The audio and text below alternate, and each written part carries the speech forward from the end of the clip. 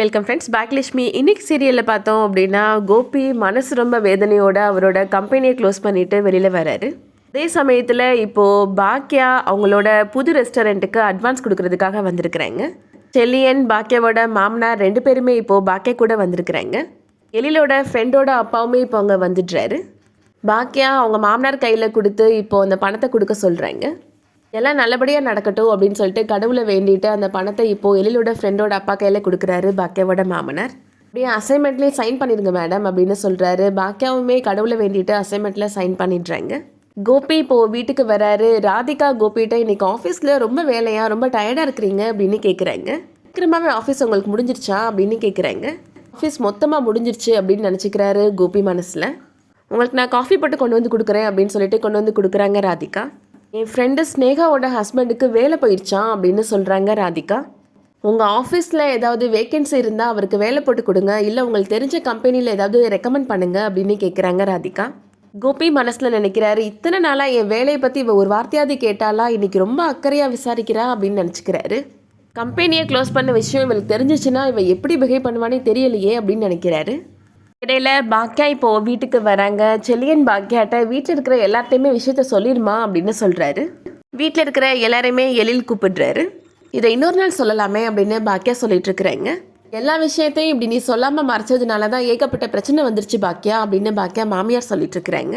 எந்த விஷயமா இருந்தாலும் இப்போவே சொல்லிடு அப்படின்னு சொல்கிறாங்க.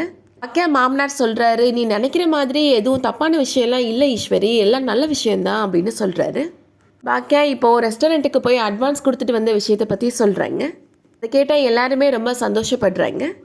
இனியா பாக்யாட்ட சொல்கிறாங்க, ஃபஸ்ட்டு மசாலா பொடி கம்பெனி ஆரம்பித்தம்மா நீ, அதுக்கப்புறமா கேன்டீன் கான்ட்ராக்ட், இப்போ ரெஸ்டாரண்ட் வரைக்கும் போயிட்டம்மா அப்படின்னு சொல்கிறாங்க. உண்மையிலே உன்னை நினச்சா எனக்கு ரொம்ப பெருமையாக இருக்குமா, நீ தாம்மா எனக்கு இன்ஸ்பிரேஷன் அப்படின்னு சொல்கிறாங்க. செலியன்மே பாக்யாட்ட உண்மையிலே ரொம்ப சந்தோஷமாக இருக்குமா, நாங்கள் எல்லாரும் உன் கூட இருப்போம்மா அப்படின்னு சொல்கிறாரு. பாக்யா மாமியார் சொல்கிறாங்க, நீ ரெஸ்டாரண்ட் ஆரம்பித்தது சந்தோஷம்தான் பாக்யா, ஆனால் இப்போ இருக்க நிலைமையில உன்னால் அந்த பிஸ்னஸை பார்த்துக்க முடியுமா அப்படின்னு கேட்குறாங்க.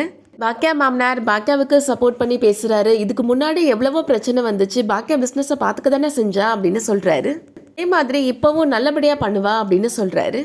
நீங்கள் தான்ப்பா என்னோட இன்ஸ்பிரேஷன் அப்படின்னு சொன்ன இனியா இப்போது பாக்யாவை பார்த்து அந்த வார்த்தையை சொன்னதை கேட்ட உடனே இப்போது கோபி ரொம்ப ஃபீல் பண்ணுறாரு. அடுத்ததா வழக்கம் போல் அவரோட ஃப்ரெண்டை மீட் பண்ணுறாரு ரெஸ்டாரண்ட்டில்.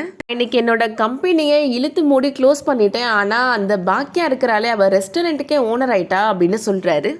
பூச்சி மாதிரி இருந்தால் இன்றைக்கி பார்த்தா அவள் லைஃப்பில் முன்னேறி போயிட்டே இருக்கிறா, நான் அதில் பாதாளத்தில் போயிட்டுருக்கிறேன் அப்படின்னு ரொம்ப ஃபீல் பண்ணுறாரு. ரெஸ்டாரண்ட் ஆரம்பிக்கிறதெல்லாம் பெரிய விஷயந்தான் அப்படின்னு பாராட்டி பேசுகிறாரு கோபியோட ஃப்ரெண்டு. ரெஸ்டாரண்ட் ஆரம்பிக்கிறது பெரிய விஷயந்தான், ஆனால் அதை அந்த பாக்யாவில் செய்கிறா, எனக்கு அதை பார்த்தா பொறாமையாக இருக்குது அப்படின்னு சொல்கிறாரு கோபி. எனக்கு மனசுக்கு ரொம்ப வருத்தமாக இருக்குது அப்படின்னு சொல்லிட்டு நிறைய ட்ரிங்க்ஸ் வாங்கி குடிச்சிட்ருக்கிறாரு. அதோட இன்றைக்கான எபிசோட் முடியுது. இந்த வீடியோ பிடிச்சிருந்துச்சுன்னா லைக் பண்ணிக்கோங்க. சீரியல் அப்டேட்ஸ்க்கு நம்ம சேனலை சப்ஸ்கிரைப் பண்ணிக்கோங்க. தேங்க்ஸ் ஃபார் வாட்சிங்.